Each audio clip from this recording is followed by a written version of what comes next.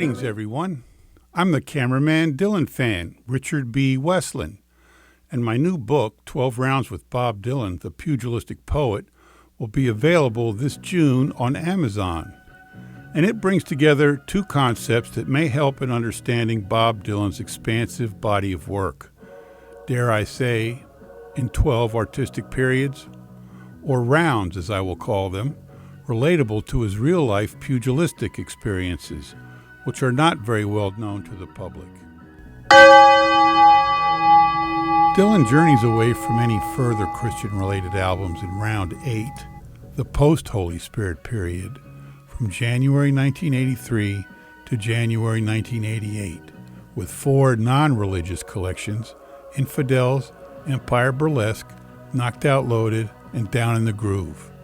Actually, the strongest song of the period, Joker Man, from Infidels, does convey a couple of Old Testament references which do help define the pillars on which the great song stands. Infidels, reaching number 20, does have several good songs as well as some strong outtakes.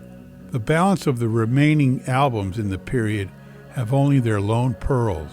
As periods go, this is one of Dylan's lowest ranking in terms of commercial and critical vitality.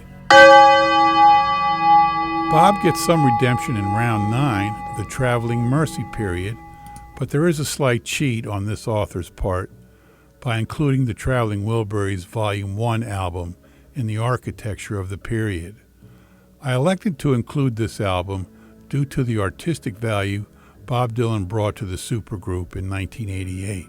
And with the back-to-back success of his following studio album, Oh Mercy, in 1989, Bob Dylan ended up saving his artistic reputation in the 1980s after all. The period runs from January 1988 through October 1990 and includes a third album entitled Under the Red Sky, from which Born in Time is the lone pearl, and the best version of it is on the Bob Dylan Official Bootleg Series, Volume 8, Telltale Signs, due to more developed production values.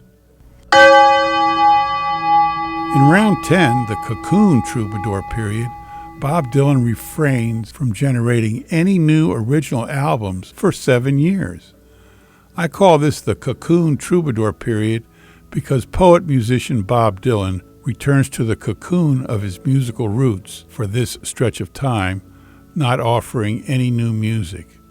The period does produce 2 official studio albums of solo folk and blues cover songs on Good As I've Been to You and World Gone Wrong. There is some good listening on this pair of albums, keeping Bob Dylan's name and music somewhat in the limelight. But this dormant period ended up paying off in spades for the artist because in this creative interim, Bob Dylan developed a new modus operandi for his muse, evident in the upcoming period. The first 3 albums of this 6-album period, called the Emeritus Troubadour period, because in it, Bob Dylan is at the top of his game, like an emeritus professor, bringing yet another new subgenre to his catalog of founding subgenres. There really is no typical name for the new kind of music on these albums. The closest adjective I could come up with for this new, not heard of before musical style is Appalachian mountain swing music, a true fusion of eras, styles, and tempos born in earlier musical times. Time Out of Mind, Love and Theft, and Modern Times form a trilogy of originality in American music, and combined with Dylan's lyrical poetry in the verses, you can see how the albums contributed to the artist becoming recognized for the Nobel Prize in Literature. The album Together Through Life, co-written with dead poet and multi-instrumentalist Robert Hunter, didn't hurt Dylan's cause either. The Emeritus Troubadour period spans 16 years from September 1996 to September 2012 and includes the last 2 studio albums of the period, Christmas in the Heart and Tempest. Finally, commencing in September 2012, the Golden Troubadour period, which is still accepting entries, is the last round of the 12 rounds with Bob Dylan, the Pugilistic Poet.